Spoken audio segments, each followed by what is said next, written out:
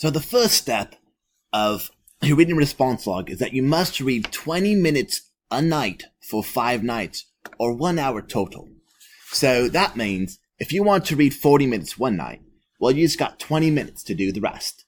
And remember, these are due on Wednesday, so you have a whole week. You really have 7 days to do this. Now, these books that you can choose, they can be non-fiction books, fiction chapter books, even graphic novels. Read something that you're comfortable reading and enjoy reading. Try to read something that will challenge you, not too easy and not too hard. Whoa, this book's exciting. So the next part is, what must be on a response?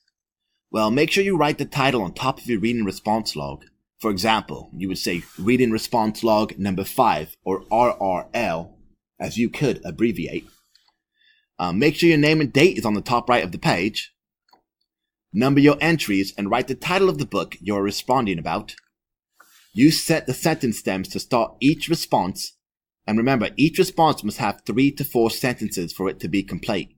If you have less than that, you're not going to get the full credit. So choosing a stem.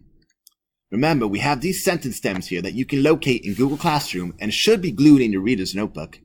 Your reading log notebook.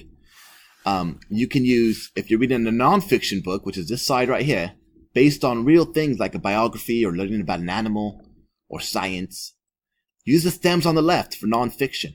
If you're reading a fiction book about something fake or not real, like Harry Potter, let's say, choose the stems on the right.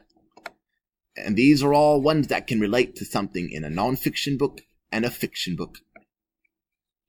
I'm just going to read a couple here. If I were the subject's name, I would blank because blank. The subject or topic interests me because I like or don't like the subject topic because I am noticing, and you would finish the sentence there. Over here on the fiction side, we have, if I were the character's name, let's say Harry Potter, I would blank because, and talk about it. Or the characters that interest me most is Hermione because, talk about it. So that's what you're doing for these when you're choosing a sentence stem. Think about something you can write about. And last but not least, here's a sample.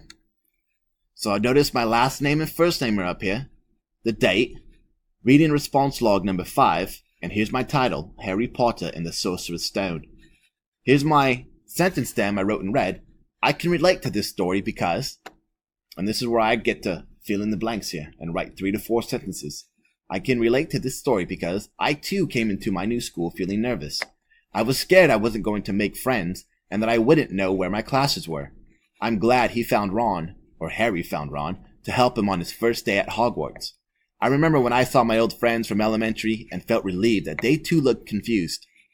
So that would be an entry. It's about 3 to 4 sentences long, and it uses a stem. I also numbered it.